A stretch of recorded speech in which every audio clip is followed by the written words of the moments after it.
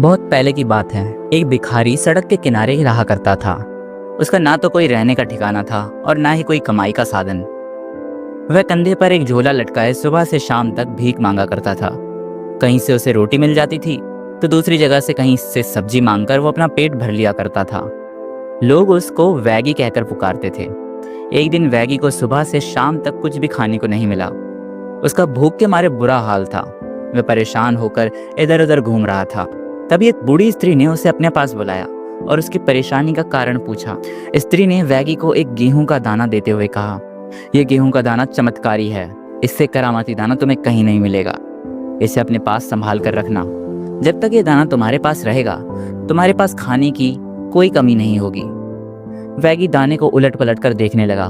फिर उसने सिर उठाकर स्त्री से कुछ पूछना चाहा, परंतु तब तक वो स्त्री गायब हो चुकी थी। वैगी दाने को अपने थैले में डालकर भोजन की तलाश में पास के एक होटल की तरफ से गुजर रहा था। तभी एक व्यक्ति ने उसे रोककर कहा, तुम यहाँ आकर पेट भरकर भोजन खा सकते हो। यहाँ आज हमारे सेठ जी का जन्मदिन मनाया जा रहा है, इसलिए वो सभी को मुफ्त की दावत दे रहे हैं। वैगी मन ही मन बहुत खुश हुआ और होटल में पेट भरकर खाना खाया। वह सोचने लगा कि ये गेहूं के दाने की करामात है।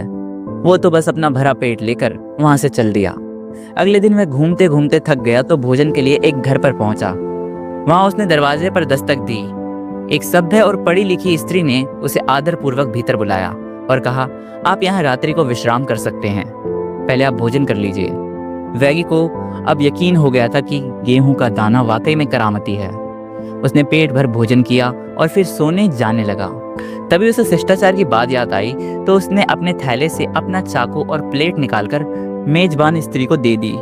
फिर उसने गेहूं का दाना स्त्री को देते हुए कहा, मैडम, ये दाना मेरे लिए बहुत कीमती है, इसे संभाल कर रखिएगा।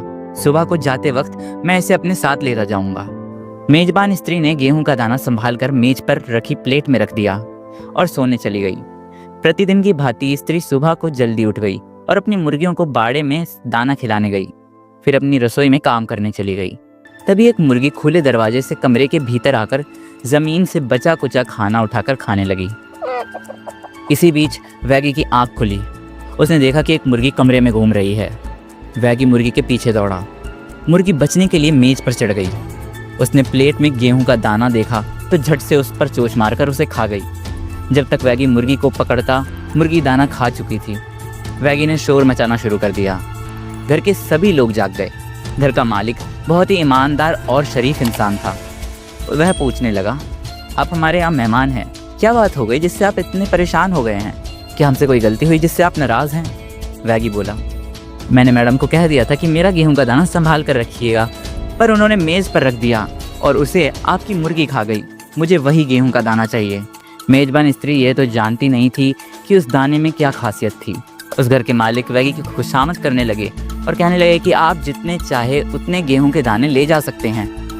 वह स्त्री एक कटोरी भर गेहूं ले आई, परंतु वैगी रोने लगा कि उसे वही दाना चाहिए। मेज़बान ने कहा, वह दाना तो मुर्गी के पेट में जा चुका है, आप चाहे तो उस मुर्गी को ले जा सकते हैं। वैगी को बात जच गई। उसने वह मुर्गी लेकर अपने थैले में डाल ली और वहाँ से चल दिया। सारा दिन इधर उधर घूमने के बाद वह शाम को एक घर के सामने पहुंचा। वहाँ भी उसको आदरपूर्वक भीतर बुलाया गया और स्वादिष्ट पकवान खिलाए गए। ये सब उसी करामती दाने का चमत्कार था जो वैगी के साथ अब तक इतना अच्छा व्यवहार हो रहा था।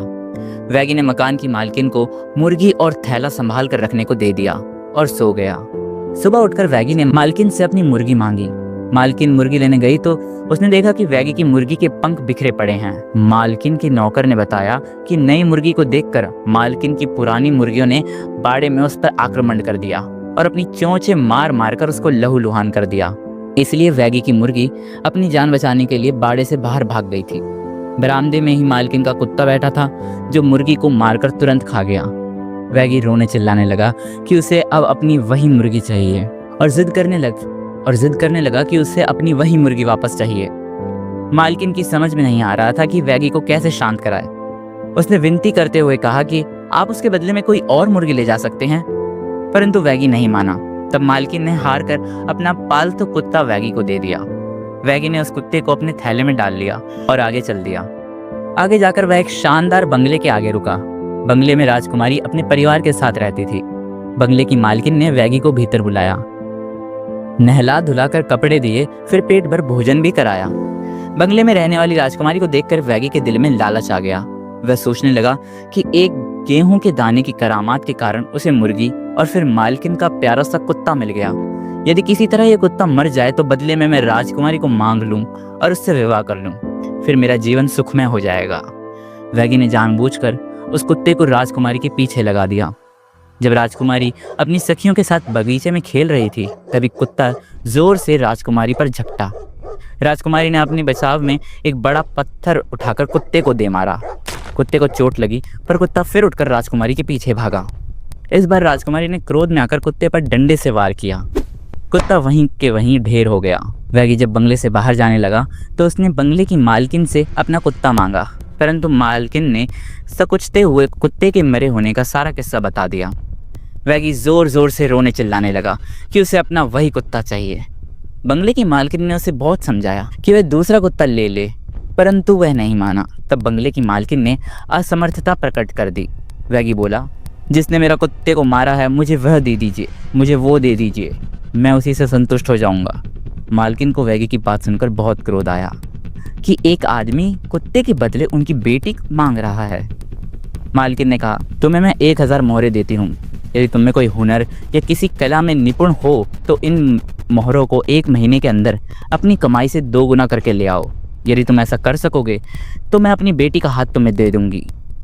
वैगी को धन का लालच आ गया और मोहरें लेने को तैयार हो गया। उसने मोहरें लेकर अपने थैले में डाल ली और चल दिया। रास्ते में वैगी ऊंचे ऊंचे सपने देखने लगा, परंतु वह ये नहीं समझ पा रहा था कि किस तरह का व्यापार किया जाए जिससे ये मोहरें दुगनी हो सके। वैगी को भीख मांगने के सिवा और कुछ काम आता नहीं था। भीख मांगकर 1 महीने में तो क्या, 1 साल में भी इन मोहरों को दुगना करना कहीं से संभव नहीं था। तभी वैगी ने सोचा कि वह पहले कुछ मोहरें खर्च करके आराम से जीवन बिताएगा, फिर बाद में कमाई के बारे में सोचेगा। रास्ते में एक जगह रुककर वैगी ने मोहरें निकालने के लिए अपने थैले में हाथ डाला तो उसे यूं लगा कि मानो उसके हाथ में कुछ चुभ गया हो। उसने तुरंत हाथ बाहर निकाल लिया। उसने थैला खोलकर देखना चाहा तो सैकड़ों कीड़े मकोड़े उड़कर उसको काटने लगे। वैगी ने थैला उठाकर दूर नदी में फेंक दिया। वैगी खाली हाथ रह गया। अब उसके सामने भीख मांगने के सिवा कोई और चारा नहीं था। उसे लालच का फल मिल गया था और लालच से ही उसका वो करामती दाना भी उसके हाथ से चला गया था। कैसी लगी आपको ये कहानी? अगर अच्छी लगी तो इस चैनल को सब्सक्राइब करो और वीडियो को लाइक करो, ताकि मुझे भी तो पता चले कि आपको ये कहानी पसंद आ रही हैं। मैं मिलता हूँ आपसे किसी और कहानी में, तब तक के लिए अलविदा।